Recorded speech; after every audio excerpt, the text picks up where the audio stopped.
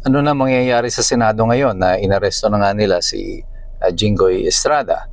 At ano magiging mga legal na implikasyon nito sa proceedings ng impeachment at ilan pang mga susunod na magaganap dito sa ating Republika? Ito po muli si Attorney Mike Operario. Pag-usapan natin yan. At kanina nga, ang mainit na balita ay ang pag-aresto kay Jinggoy Estrada. Alam nyo, sa totoo lang, never kong ibinoto si Jinggoy Estrada. Kasi, well, the reputation, galing siya, anak siya ni Erap, Trapo, yung sort of those things. And to be fair with Jinggoy Estrada, ngayon lang ako humanga sa kanya.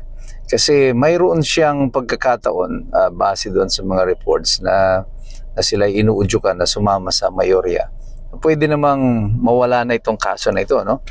But he stood his ground. And dito ay humanga ako sa kanya, pati sa the way he handled it kanina. He was calm, he was composed, at very gentleman-like and statesman-like sa kanyang conduct kanina. Kaya, well, Senator Jinggoy Estrada, you proved me wrong. At inaamin ko yan.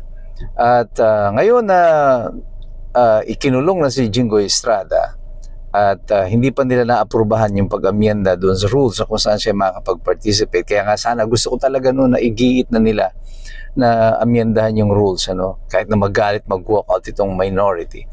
Because the real plan of the minority really was to decimate, bawasan ng bilang ng mayorya para magkaroon sila ng advantage.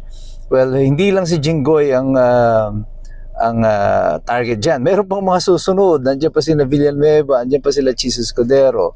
And we're hoping na itong mga natitira na ito, despite of the fact na sigurado namang tatarget din sila ng administrasyon, ay manatiling tapat sa kanilang sinumpaang tungkulin at maging matatag. Dito muna talaga susukatin ang maturity ng isang pinuno sa panahon ng matinding pagsubok. And there is no challenge greater than this right now. This administration is a great challenge to those who are serving, yung mga totoong naglilingkod sa ating bayan. Because ang bansa natin ngayon, this is a country where no good deeds goes unpunished. Kung ikaw ay gumagawa ng mabuti, ikaw ay parurusahan. Pero kung ikaw ay masama, ay nako, kutakot na maleta ang aabutin mo. Bakit hindi makukumbinsin ninyo ang mga Pilipino na hindi politika itong motibo na to ng administrasyon? Well, it's so simple. Yung tinatarget nyo lahat nasa minority. Yung nandun sa majority, despite of the fact na mayroong mga involvement dyan sa mga flood control projects. Pati na rin sina Raffy Tulfo, sina Erwin Tulfo rather, dun sa kanilang party list, yung act sa CIS. Yung testimony ng 18 Marines sa tilit na tinatakpan kasi nga may madadamay na mga senador na nasa majority. And wala pang kinakasuhang mga congressman na sa kasalukuyan. Nasa na si Martin Romualdez? Nasa na yung kaso dun sa mga 65 contractors, yung 15 na mga favored na mga contractors daw who kumorner sa lahat ng mga kontrata ng flood control. Nasaan sila?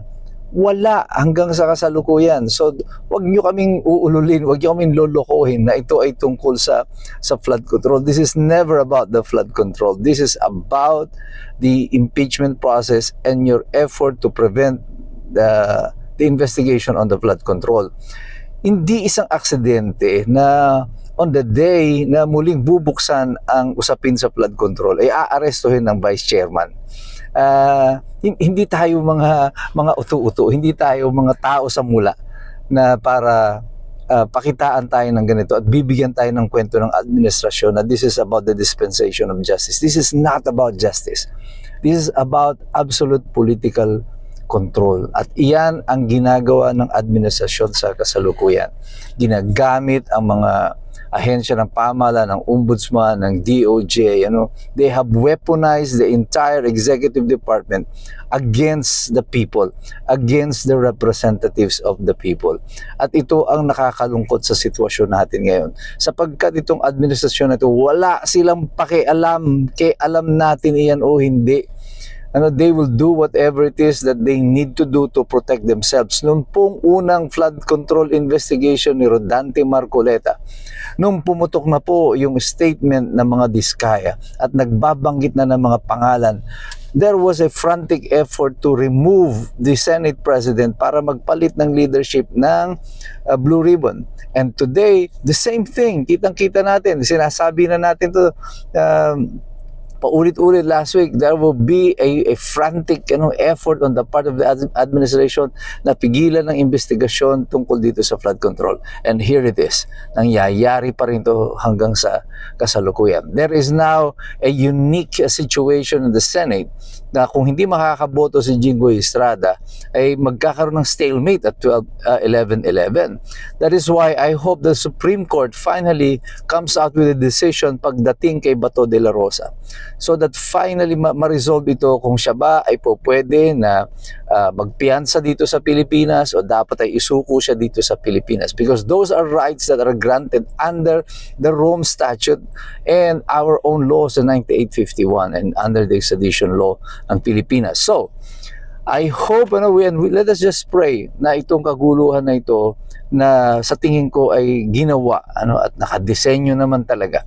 At ito talaga ang plano ng administrasyon para guluhin ang investigasyon sa flood control, because they don't want us to find out the truth. Gusto nilang itago itong katotohanan tungkol dito. This is not about justice. This is not about accountability.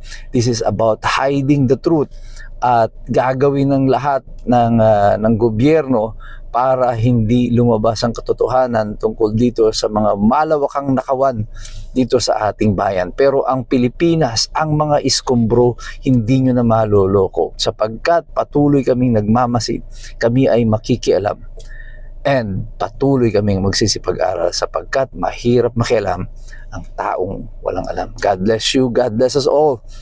Mabuhay ang Republika ng Pilipinas.